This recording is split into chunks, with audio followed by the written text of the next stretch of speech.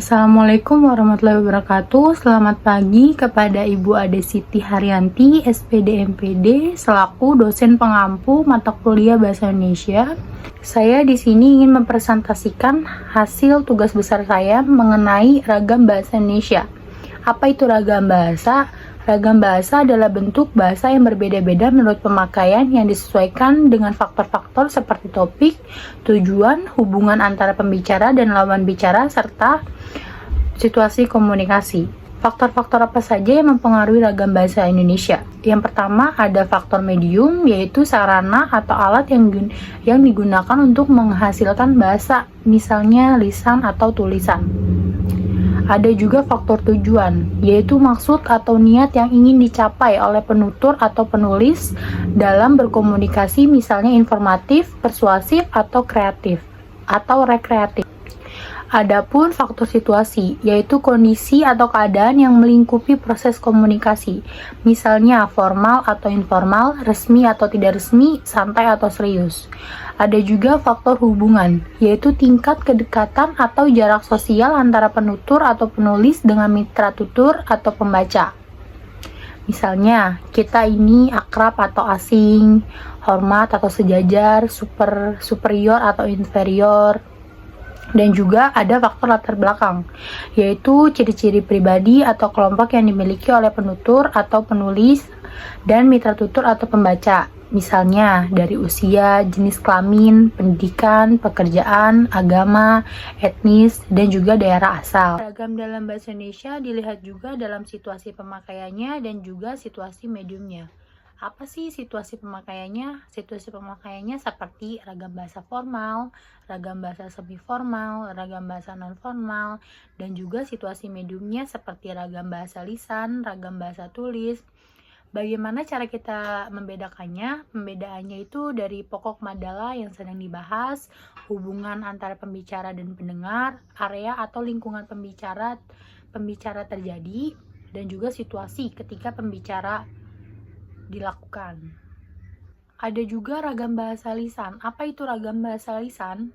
Ragam bahasa lisan adalah bentuk komunikasi bahasa yang disampaikan melalui suara yang bersifat langsung, spontan, face to face, dan juga bergantung pada konteks, situasi, serta hubungan antara pembicara dan pendengar. Ragam bahasa lisan bisa dibedakan dengan intonasi, ekspresi mimik muka, dan juga gerakan tubuh. Ragam bahasa lisan juga bisa dibedakan menjadi dua, yaitu ragam lisan baku dan juga non-baku. Ragam lisan baku seperti ragam lisan yang digunakan dalam situasi-situasi formal atau resmi seperti bahasa pengantar lembaga-lembaga pendidikan, bahasa pengantar di lembaga-lembaga pemerintahan. Sedangkan ragam bahasa lisan non-baku biasanya dipergunakan dalam lingkungan sehari-hari, seperti di pasar, di warung kopi, di pusat perbelanjaan, dan juga lain-lain. Kedua, ada ragam bahasa tulis. Ragam bahasa tulis adalah variasi bahasa yang digunakan dalam bentuk tulisan, baik di media cetak atau di media digital, dan cenderung mengikuti kaidah tata bahasa yang baku dan resmi. Bahasa tulis bersifat formal, logis, dan sistematis karena tidak disertai ekspresi wajah atau intonasi. Ciri-ciri ragam bahasa tulis sendiri itu seperti tidak perlu kehadiran orang lain, lebih terencana dan terstruktur dibanding bahasa lisan, digunakan dalam situasi formal maupun akademik seperti artikel, surat resmi, laporan, dan karya ilmiah. Dan ragam tulis sendiri ini minim kesalahan atau pengulangan spontan karena ragam bahasa tulis ini tidak dapat diedit sebelum dipublikasikan. Ada jenis ragam dalam bahasa Indonesia baku dan juga tidak baku. Apa itu ragam bahasa baku? Ragam bahasa yang digunakan yang sesuai dengan tata bahasa, ejaan, dan juga digunakan dalam situasi-situasi resmi dan mengikuti kaidah bahasa. Yang kedua, ragam bahasa tidak baku. Apa itu ragam bahasa tidak baku? Ragam bahasa tidak baku ini biasa digunakan dalam situasi-situasi yang tidak resmi, seperti percakapan antar teman, percakapan santai, percakapan tawar-menawar dalam membeli barang seperti itu, sehingga menimbulkan keakraban antara pemakai bahasa. Lalu ada jenis ragam dalam bahasa, ragam sosial dan juga fungsional. Ragam bahasa sosial adalah ragam bahasa yang digunakan oleh kelompok masyarakat tertentu seperti faktor sosial, seperti usia, salah gue. Ragam bahasa sosial ialah ragam bahasa yang digunakan oleh sekelompok masyarakat tertentu yang dipengaruhi oleh faktor sosialnya, seperti usia, pekerjaan, tingkat pendidikan, status sosial, dan juga lingkungan dalam pergaulan. Lalu ada ragam bahasa fungsional, yaitu bahasa yang digunakan sesuai dengan fungsi dan tujuan atau bidang tertentu dalam kehidupan. Bahasa ini biasanya menyesuaikan dengan konteks penggunaan seperti bidang pendidikan, hukum, kedokteran, jurnalistik, dan sebagainya. Selain itu ada juga ragam bahasa ragam ilmiah. Apa sih ragam bahasa ilmiah itu? Ini biasanya digunakan dalam konteks keilmuan atau akademik dengan ciri-ciri formal dan objektif dan juga logis. Biasanya ragam ilmiah digunakan dalam penulisan karya tulis ilmiah seperti skripsi, makalah, artikel jurnal, dan juga laporan penelitian ataupun seminar. Adapun ciri-ciri tulisan atau karangan yang bisa dikatakan ilmiah seperti mengetengahkan masalah dalam bidang ilmu tertentu, mengetengahkan suatu persoalan secara utuh yang meliputi bagian pendahuluan, bagian inti, dan bagian penutup. Objektif, tidak memihak kepada seseorang atau kelompok orang tertentu. Dan persoalan yang diketengahkan dibahas secara rasional, tidak secara emosional. Dan pengutaraan pendapat selalu didukung oleh fakta.